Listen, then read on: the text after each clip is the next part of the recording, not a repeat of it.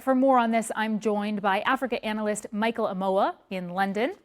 So Rwanda signs a peace deal, then M23 seizes Uvira. Now they withdraw. What is their game plan here, and where exactly does this leave the peace process? Yeah, I mean, this game plan is quite unpredictable in real terms. I mean, if we actually, if we're going to base any game plan on the M23's behavior in the past, we can almost certainly say that all they've said is they want to withdraw, they're going to withdraw. There's no guarantee they actually will withdraw. And there's no guarantee that they're actually even not going to escalate it to Burundi, as much of the analysis is beginning to portray at the minute. It was only just less than a couple of weeks ago a deal was signed in the United States. I mean, making a move to Uvira wasn't done or planned overnight. It took a number of days and a lot of considerations. And as I said, it was only just on the 4th of December a deal was signed. It is almost certain that as the deal was being signed, or even before it was signed, this move to Uvira was actually already planned to take place. Therefore, it is quite clear that really, although they say they want to withdraw from Uvira, they probably will not withdraw from Uvira and escalate it. So why sign the deal in the first place then?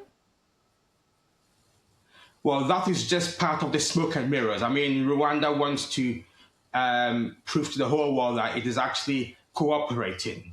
That's a deal on paper. It will sign it. But actually, all the parties that have signed the agreement are very much aware that unless the situation on the ground changes, or unless there's actually some real leverage to cause the M23 to capitulate or actually, cease operations, whatever is signed on paper means really nothing. If anything at all, it just basically enhances the United States' position to go ahead with the minerals exploration part of the deal.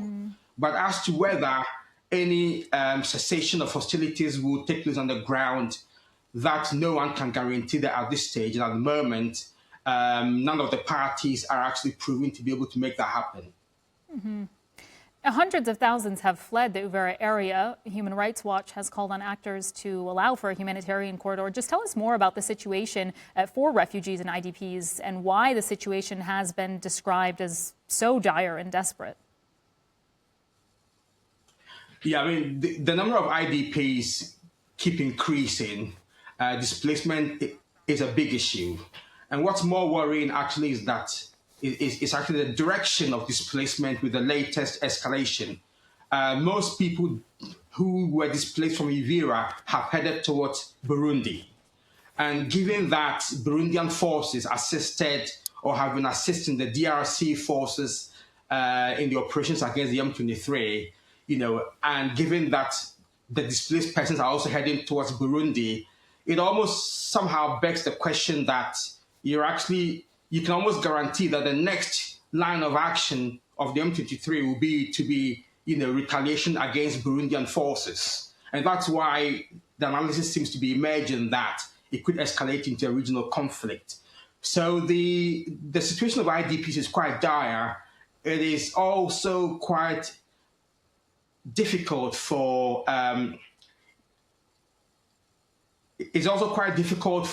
help to reach these displaced, because not least because of the areas where they're actually heading to, but also because the escalation of the conflict is making it impossible, for help to actually reach those that need it the most. What's also interesting actually is that for some very interesting reason, residents of Uvira, Eastern DRC are now saying that for a long time they've lacked security. If the M23 have arrived and have ensured security, then they want them to be there, which actually is counter to what all the peace agreements are heading towards. So we're actually sort of inching into very interesting times indeed. All right, Michael, thanks so much for your time. Appreciate that.